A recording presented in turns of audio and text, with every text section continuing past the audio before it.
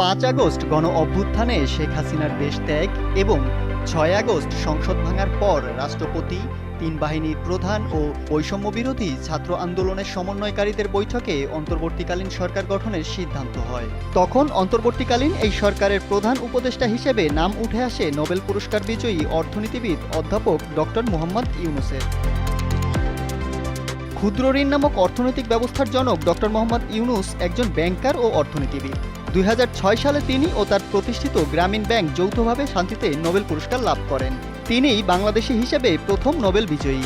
এছাড়া ২০০৯ সালে যুক্তরাষ্ট্রের প্রেসিডেন্সিয়াল মেডেল অফ ফ্রিডম, ২০১০ সালের কংগ্রেশনাল গোল্ড মেডেল সহ অর্থনীতিতে বিশেষ অবদান রাখায় জাতীয় ও আন্তর্জাতিক পর্যায়ে বিভিন্ন সময় প্রায় ১৪৫টি পুরস্কার অর্জন করেছেন তিনি।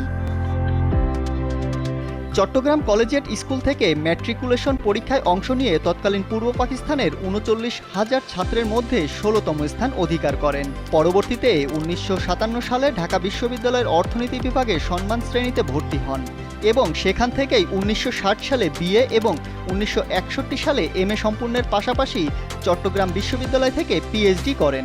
পরবর্তীকালে ১৯৬২ সালে চট্টগ্রাম কলেজে অর্থনীতি বিভাগের প্রভাষক পদে যোগদান করেন। একই সময়ে তিনি পাশাপাশি একটি লাভজনক প্যাকেজিং কারখানা স্থাপন করেন।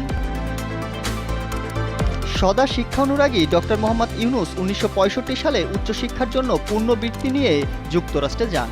পরবর্তীতে ভেন্ডারবিল্ট বিশ্ববিদ্যালয় থেকে ১৯৬৯ সালে অর্থনীতিতে পিএইচডি লাভ করেন। পিএইচডি পরবর্তী সময়ে ৩ বছর মিডল টেনেসি স্টেট ইউনিভার্সিটিতে অর্থনীতির সহকারী অধ্যাপক ছিলেন। বাংলাদেশের স্বাধীনতা যুদ্ধের সময় মোহাম্মদ ইউনূস বাংলাদেশের পক্ষে বিদেশে জনমত গড়ে তোলা এবং মুক্তিযোদ্ধাদের সহায়তা প্রদানের জন্য সাংগঠনিক কাজে নিয়োজিত ছিলেন।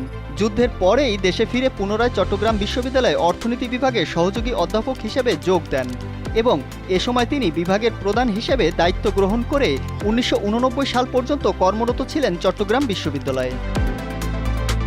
তবে কর্মজীবনের পাশাপাশি দেশের প্রান্তিক জনগোষ্ঠীর ভাগ্য পরিবর্তনের লক্ষ্যে ১৯৭৬ সালে গ্রামীণ ব্যাংক প্রতিষ্ঠা করেন এই গুণী ব্যক্তিটি। একই সাথে মহান ওই ব্যক্তির প্রতিষ্ঠিত গ্রামীণ ব্যাংকের সাফল্য যুক্তরাষ্ট্রসহ অন্যান্য শিল্পোন্নত দেশগুলোতে মডেল হিসেবে গৃহীত হয়।